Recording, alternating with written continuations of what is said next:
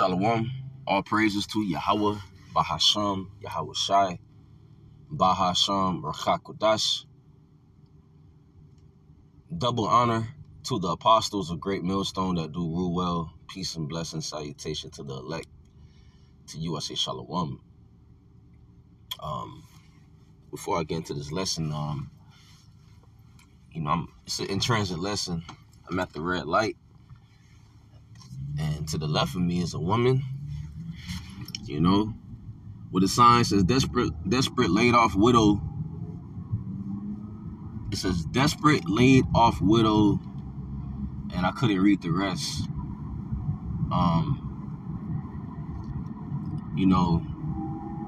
We're in that time of great judgment,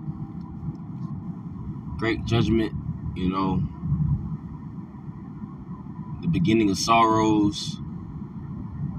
But, she was homeless. You could tell she's homeless. And, we're in that time where,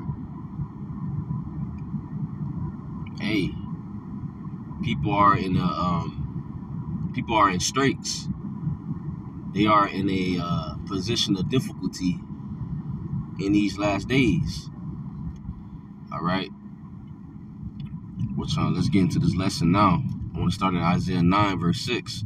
For unto us a child is born, unto us a son is given, and the government shall be upon his shoulder, and his name shall be called Wonderful Counselor, the Mighty God, the Everlasting Father, the Prince of Peace.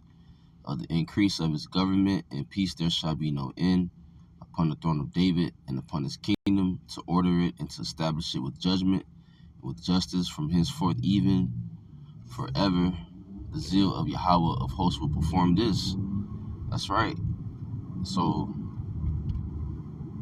the kingdom is going to be for the Israelites, okay, starting with Yahweh Shai. Yahweh is going to give his son, Yahweh Shai, the kingdom. And Yahweh Shai is going to share it with his people. True justice, true equity will be taking place in the kingdom. Because right now, in this time that's being ruled and ran and governed by Esau, Edom, this world is wicked, very wicked, and very evil. It's a very evil world. In this current society, you're not going to find no true justice or no true peace. All right?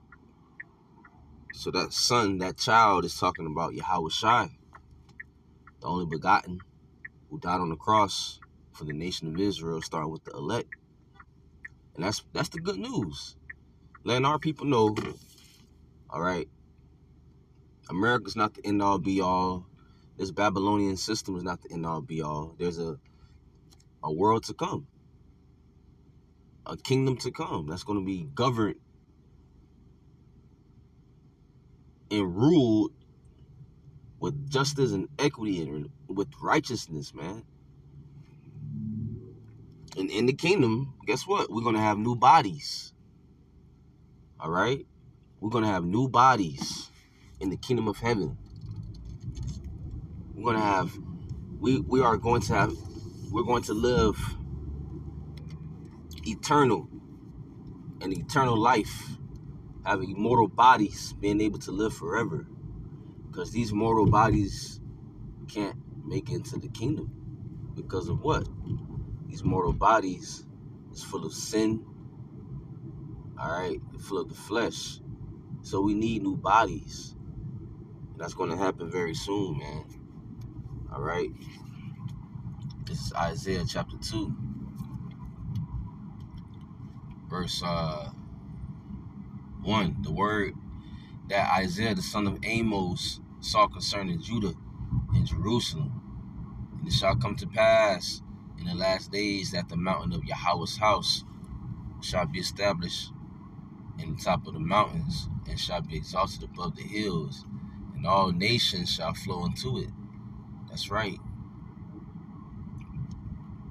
And it shall come to pass in the last days that the mountain of Yahweh's house shall be established in the top of the mountain. So that type of government will be Israel. Okay? Because mountains in the scriptures may symbolize governments,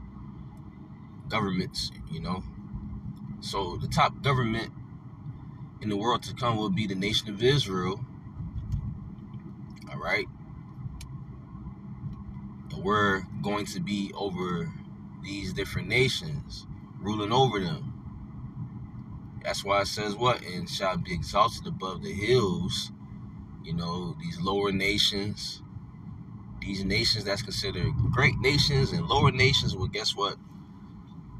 These nations going to be under the Israelites, under the nation of Israel. And all nations shall flow unto it.